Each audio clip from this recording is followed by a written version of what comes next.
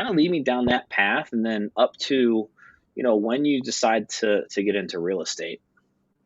Yeah, so I go into the marketing world. They taught me so much just from the ground up how to, just throw events, and which is great for real estate when you're doing open houses and Yeah. everything else in marketing. And I just remember just thinking, okay, if I can do this, I can do anything. Um, what I did not like was a lot of the political things that you had to do. There was, when you're in corporate world, there's so many things that you are limited, and sometimes you have to do things that you don't want to do, and there's situations that you're in that you're like, okay, this is not for me. And I got really lucky, became pretty successful in it.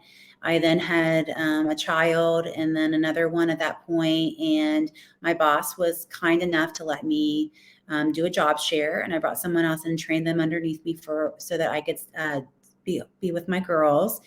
And we did that for a while, and the other person ended up not really working out. So it was one of those, we're going to need you to come back in full time. And hey, if we do this, then your next step is probably going to be to be a vice president. And I had to really step back and think, is this what I want to do? Or do I want to raise these humans the right way? Because I wasn't there a lot. It's like, you're working a bunch of crazy hours. So I was fortunate enough to where I was able to leave that position and stay at home. And at that point in time, relocated to another area. I was married at the time to their dad, and we moved to where he grew up, and he was a COO of a company or CFO of a company. So I ended up staying home, and we had one more child. And during that time, in between that, when we moved, I hired a friend to be a real estate agent, and she sold my house for me. And then I bought my first house through her, and we did that. And then I just always in the back of my mind thought, that seems like a really great job. And I ended up in this little small town, not much bigger than at the time than the little town that I had grown up in, and stayed home, loved being with my kids, but quickly realized I was not the stay-at-home type. And I could only take so many play dates, and then there wasn't enough activities. I had to be stimulated. I had to be doing something. So Sure. when my son turned 1, I got a babysitter, and I did the 3 weeks of classes at Hondros. And that was back in, you drive back and forth. Now you get to do it online. And I did it over one summer and got licensed in 2007, right when the market crashed. The good time to Right? get in. Yeah. It's funny because I talked to a lot of agents, and it sounded like you had a great experience with your friend that helped you, through that process. And there's a lot of people that get into our business that either say, I had an agent and it was the best experience ever, and I knew that I wanted to be in the business after going through that. Or I had an agent who was absolutely terrible and I knew I could do it, but if they could do it, that I could do a better job.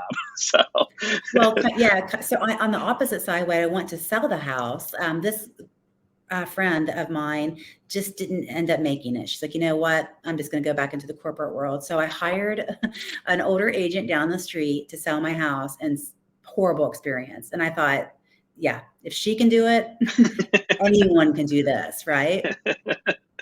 so you decide to get into real estate. What was that decision like? I mean, did you have any interest in real estate, or was it, hey, I see that this could potentially bring me that freedom, flexibility that I need, to be able to raise the kids, to still be home, at some times, um, or was there like some sort of fatuation with the business before that?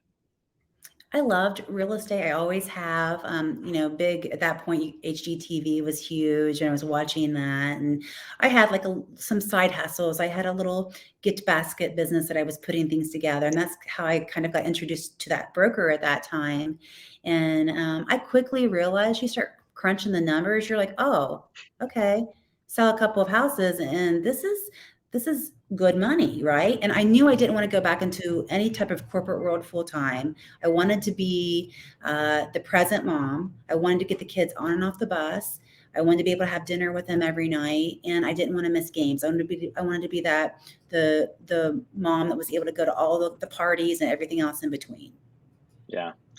Yeah, I find that, a lot of agents get into this business, and typically they're coming from, a different career, most likely. There's very few of us that got in right, like it was our first choice. Um, and they usually get in because they either want more money, right, or they want more freedom, or they want more flexibility within their day, to be able to do what they want to do. And you can have all three, right, if you set it up the right way. And this by from coaching other agents. And a lot of times the freedom and the flexibility sometimes are the curse to this business too, because it allows us as humans to and real estate agents to become lazy. So um, Well, yeah, I got thrown a little bit of a curveball on that way. I started out at one brokerage. I ended up deciding, I got offered the franchise. I looked at the books. I'm like, they are not doing enough for me to run this. And then kind of I'm like, all right. And at that point in time, I've been doing real estate for a while and enjoyed it. And I decided to go get my broker's license. And then I stayed under this. I honestly had no intention of running a brokerage or going somewhere else. I was happy where I was until you're not, right? yeah, And that's between 2007 and then we're here at 2013. I decided to open my own brokerage, and I literally opened a brokerage and got divorced in a few months span. mm, And so it quickly turned from flexibility and being able to be with my kids to mama has to pay the bills. survival. Survival.